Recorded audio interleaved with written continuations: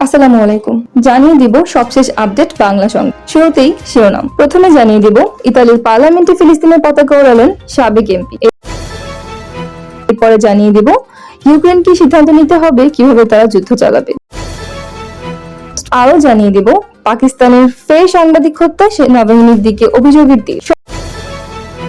সর্বশেষ জানিয়ে দিব আন্তর্জাতিক আদালতের আদেশ জঘন্য ও বিরক্তিকর। ইসরায়েল। এতক্ষণ শুনছিলেন সংবাদ শিরোনাম, এখন থাকছে বিস্তারিত।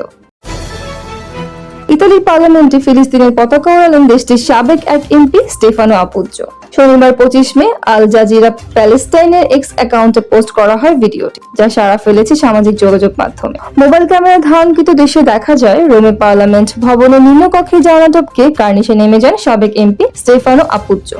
হেঁটে হেঁটে চলে যান ব্যালকনিতে, সেখান থেকে নিজেই ঝুলিয়ে দেন ফিলিস্তিনের পতাকা। এখানেই শেষ নয়, ব্যালকনি থেকেই চিৎকার করে ঝাড়লেন ক্ষোভ। তিনি বলেন, গণহত্যা ইতালিয়ান অস্ত্রের যথেষ্ট ব্যবহার হয়েছে। গাজার মৃত্যু হয়েছে 35,000 ফিলিস্তিনের।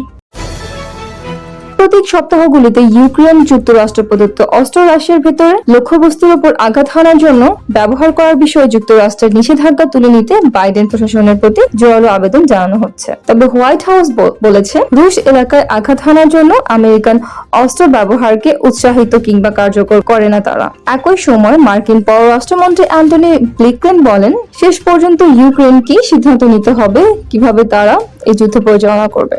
ইউক্রেনকে অস্ত্রায়নের ব্যাপারে যুক্তরাষ্ট্র তার ভূমিকাকে কিভাবে দেখে এবং কেন কর্মকর্তারা এই কথাটা জোর দিয়ে বলেন যে রাশিয়ার লক্ষ্যবস্তুর ওপর আঘাত হানার জন্য আমেরিকান অস্ত্র ব্যবহার করা যাবে না, সে সম্পর্কে ভয়েস অফ আমেরিকার ইউক্রেন বিভাগ মার্কিন পররাষ্ট্র দপ্তরের মুখপাত্র ম্যাথিউ মিলারের সঙ্গে কথা বলেছে। ইউক্রেনের প্রতিরক্ষার জন্য তার যা প্রয়োজন তা যুক্তরাষ্ট্র কেন দিতে থাকবে এবং তিনি আগামী মাসগুলোতে ন্যাটো ও ইউক্রেনের সম্পর্কের বিবর্তনকে কিভাবে দেখেন সেসব বিষয়ে মিলার কথা বলেছেন। যুক্তরাষ্ট্রের পররাষ্ট্রমন্ত্রী ব্লিংকেনের সাম্প্রতিক সফরের সময় তিনি কিয়েভকে বলেন যে যুক্তরাষ্ট্রের সহায়তা রাশিয়ার আক্রমণের বিরুদ্ধে লড়াইয়ে পরিবর্তন আনবে। তিনি ইউক্রেনের বিজয়ের ব্যাপারে একটা দূরদৃষ্টি তুলে ধরেন। 2.5 বছর যুদ্ধের পর এই কৌশলটা ঠিকই। ম্যাথিউ মিলার, আমরা বরাবর বিশ্বাস করে এসেছি যে ইউক্রেন এই সংঘাতে জয়লাভ করবে। আমরা দেখেছি কিয়েভের উপকণ্ঠ থেকে ইউক্রেনের সেনাবাহিনী রাশিয়ার বাহিনীকে প্রতিরোধ করেছে। আমরা দেখেছি রাশিয়া প্রথম দিকে যে অঞ্চল দখল করেছিল তার অর্ধেকেরও বেশি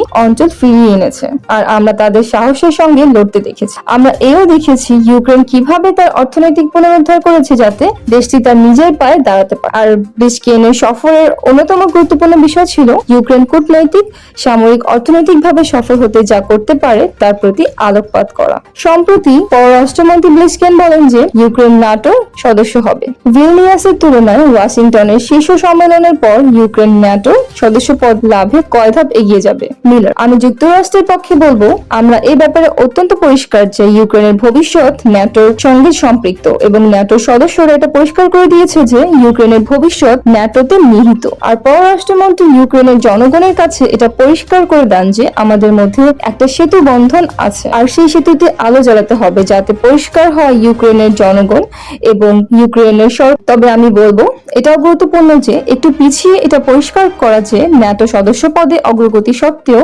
আমরা ইউক্রেনের সঙ্গে প্রতিরক্ষা চুক্তির ব্যাপারে আলাপ আলোচনা অব্যাহত রাখি। প্রায় 30টির মতো দেশ আছে যারা ইউক্রেনের সঙ্গে নিরাপত্তা চুক্তি হয় সম্পাদন করেছে, নয়তো এই ব্যাপারে আলোচনা করেছে। তারা ইউক্রেনকে এই মর্মে বস্তুনিষ্ঠ নিরাপত্তা প্রতিশ্রুতি দিবে যাতে এটা নিশ্চিত করা যায় যে ইউক্রেনের কেবল আজকের প্রতিরক্ষার জন্য নয়, ভবিষ্যতের প্রতিরক্ষার জন্য তারা সহায়তা।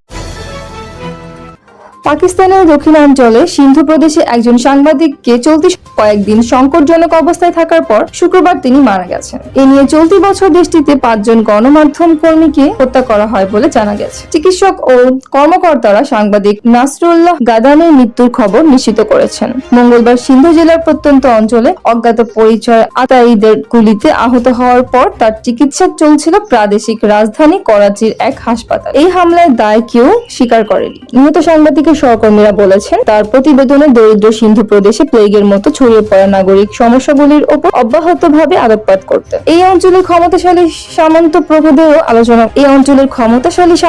প্রভুদেরও সমালোচনা করতেন গাদ্দানি। এই কারণে পুলিশ তাকে বারবার আটক করেছে। পাকিস্তানি সাংবাদিক হামিদ মীর তার এক্স সাবেক টুইটার হ্যান্ডেলে এমনটাই উল্লেখ করেছেন। গাদ্দানির মৃত্যু সংবাদে সাংবাদিক মহল ও সুশীল সমাজের সদস্যদের প্রতি তীব্র ক্ষোভের সৃষ্টি করেছে, যার ফলে নিহত সাংবাদিকদের জন্য ন্যায় বিচারের দাবিতে বিক্ষোভ ও প্রতিবাদ প্রদর্শন করা হয়। প্রাদেশিক মুখ্যমন্ত্রী মুরাদ আলী শাহ এক বিবৃতিতে বলেন, নাসরুল্লাহ পরিবার ও যে মিডিয়া সংস্থায় তিনি কাজ করতেন তাদের সঙ্গে আমিও গভীরভাবে শোকাহত ও দুঃখিত।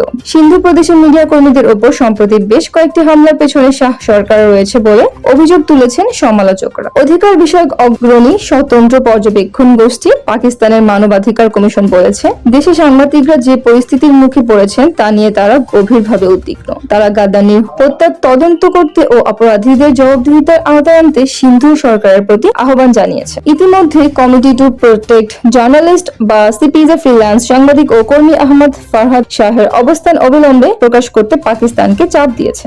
পাকিস্তানের শক্তিশালী সামরিক প্রতিষ্ঠানের বিরুদ্ধে সক্রিয় হওয়ার জন্য শাহকে অপহরণ করা হয়েছে বলে পাকিস্তানি গুপ্তচর সংস্থা ইন্টার সার্ভিসেস ইন্টেলিজেন্স বা ISI কে অভিযুক্ত করেছেন শাহের স্ত্রী সৈয়দা রুজ জয়নব।